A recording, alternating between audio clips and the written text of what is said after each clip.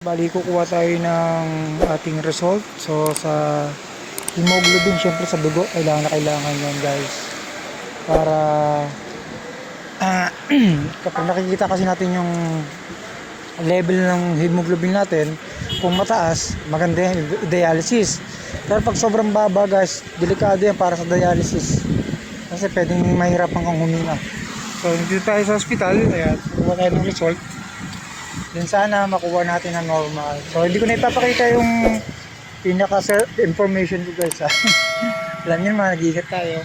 So ayun, magpunta tayo dito, guys.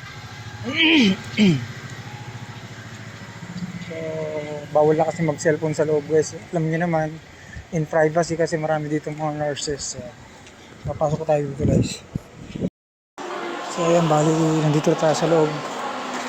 So tamang tago lang ng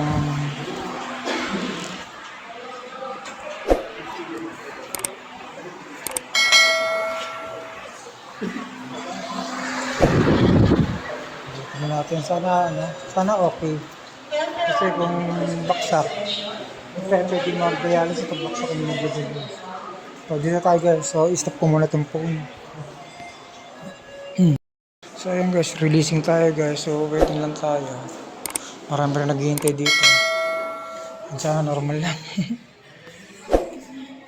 Guys,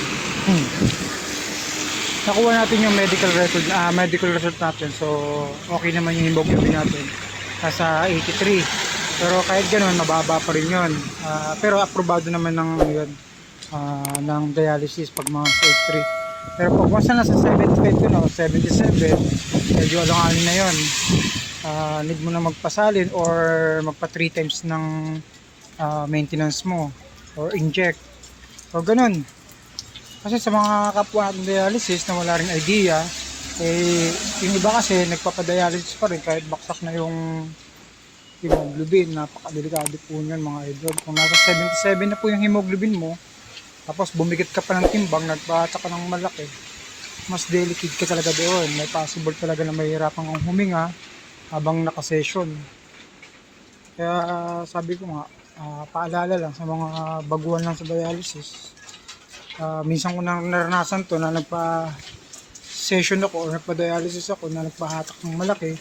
So yung pinakamalaki kong hatak yung, guys, 2.8. So hindi ko rin expect na baksak na yung hemoglobin ko yun. Na nasa 73 na yata, 74. So nagpa-session ako yun. So anong nangyari? Ayun nga, na-hospital tayo. Kasi as in talagang hindi ka na makakahinga, mahirapan ka talagang huminga. So nandun yung panganakit ng ulo, pati yung pagsusuka. Kaya sabi ko nga, maraming pwedeng mangyari kapag bumaksak ang hemoglobin. So bilang bilang dialysis, syempre normal na yun sa isang dialysis patient yung bumaksak yung hemoglobin, yung dugo namin. Kasi unang-una, hindi na gumagawa or hindi na nagpo-produce si kidney ng dugo, ng hemoglobin, hindi na siya gumagawa. Kaya nga sinabi namin chronic kidney disease, ibig sabihin wala na, sira na yung kidney. So hindi na siya nagpa-function, hindi na siya nagbabawas ng magandang hindi na siya nagbabawas ng tubig, hindi na siya gumagawa ng dugo. So ganyan yung mga reason kung bakit kailangan salina ng dugo yung isang dialysis. So nandiyan ako sa SM, guys, sa downtown. So yung pinakalalakad pa tayo, hindi na tayo magta-tricycle kasi medyo maaga pa naman. So sana nasagot natin yung tanong ng isang kabayan na bakit daw bakit hindi pwedeng magpa-dialysis kung mababa ang hemoglobin, dahil napakadelikado po. Kasi ang hemoglobin ay yung nagsusupport para magkaroon ng oxygen sa katawan. Kapag sobrang baba, ay talagang automatic emergency ka.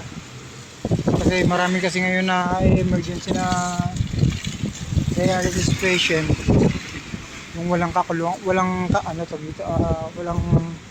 masyadong idea na nagpapahatak ng malaki imbis dahil manas, dahil namamagay mukha, dahil hirap ng huminga. So ang ginagawa nila, nagpapakaltas ng malaki.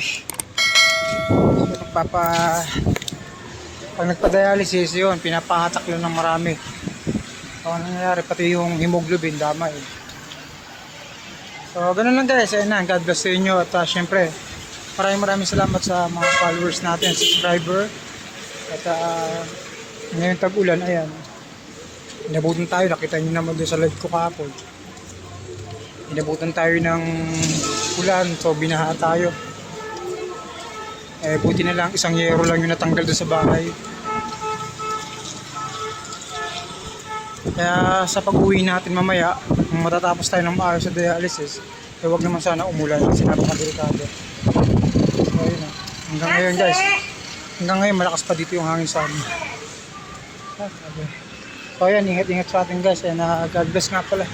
Maraming salamat pala sa mga solid na subscriber natin na sumusuporta. Ayan, grabe po yung aking kasiyahan dahil nandiyan po kayo. At marami rin nag-a-advise at may concern sa mga kagaya namin dialysis patient. Sobrang salamat po sa mga idol. Kung wala kayo, hindi maganda, hindi masaya mag-content. So ayan, medyo tumila naman yung ulan dito. Kaya kahit pa paano, naglakad na lang ako, hindi na ako sumakay ng tricycle. Kasi medyo tumila naman yung ulan.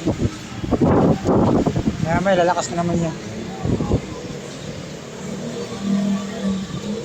So nung sa muli guys, dito na muna ako guys. Ayan, God bless sa inyo at maraming salamat ulit. Maraming salamat.